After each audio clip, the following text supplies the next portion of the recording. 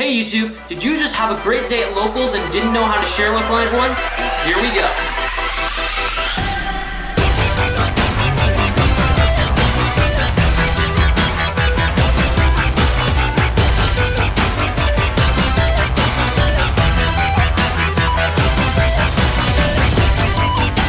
Welcome to the Yugi-Tuber's Toolbox, a weekly series where we discuss some awesome Yugi-Tubing tricks, tips, and basic knowledge. I'm TheAlchemic, and this week we will be discussing the deck profile, the video that's probably most viewed by different viewers of all kinds. Creating a deck profile is really easy. All you have to do is organize your deck into order, and then you want to put the cards down onto a playmat and explain what they do.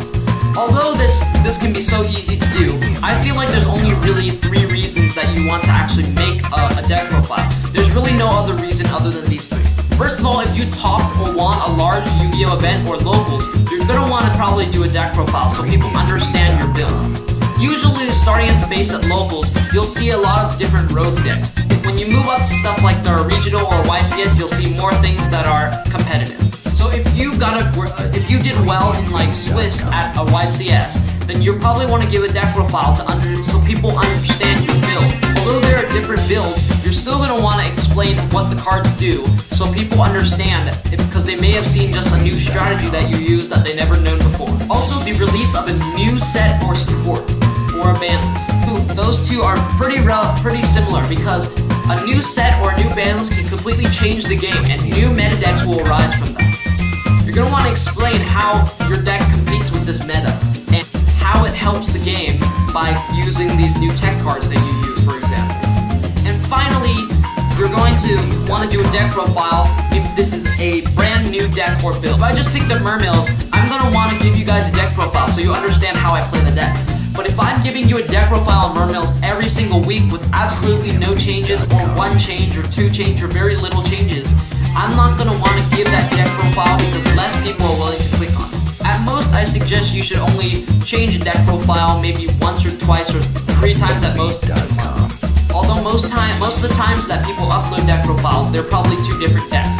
So if I went to a locals, I'd probably get one person's deck and then another person's deck, and then you'll see my deck. And now we're moving into the quality of the deck profile, and I'm not talking about 1080 pixel HD on YouTube.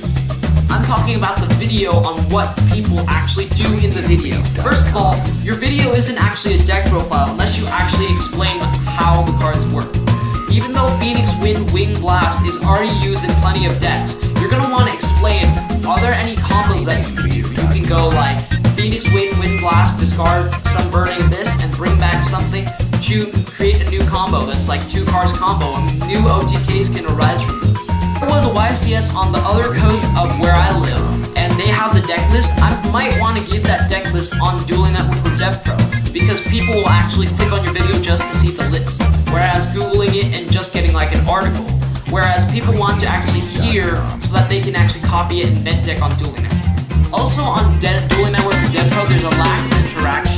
Most people won't actually want to do it because it really doesn't help them explain. You'd rather do things in real life rather than on the computer. Finally, anyone can do it, and so you should add some creativity into your deck profiles. A lot of people will just slam cards onto a playmat and then just say 3 Mermilio, 3 this, 3 that, 2 this, moving into spells, blah blah blah blah blah.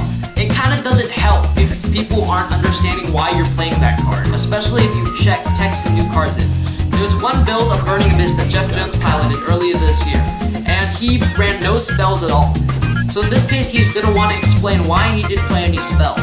Finally, here's some extra creativity tips that you can do. You should ask the duelist about their matchups. If you're the one giving the deck profile, explain what you are playing against. Were there a lot of rogue deck, or did you get matched up against a lot of the meta? How did you do against the meta? What kinds of stuff do you think you could have done better? Also ask about your changes in the deck. There's always room for improvement, and there's never going to be a perfect deck. Every deck has to lose to something. Maybe you're going to want to throw in Kaiser Coliseum because it stops your opponent from making too many plays and storming the field. You're going to want to put in more traps because your cards keep dying and you can't do anything about them because you keep drawing all sorts of dead cards. Finally, you can ask why you would want to play this deck or build. Why play Burning Abyss Shaddolls, or Shabbos as it's known, I guess, rather than playing Cleaforts, for example? Do you think Cleave Forts are too hard to understand, you just love Burning Abyss more, why would you play that deck? Let me know down in the comments any suggestions you have about deck profiles for upcoming Yugi-Tubers who want to use this. Remember to stay tuned to see more of the Yugi-Tuber's Toolbox, and I'll see you next.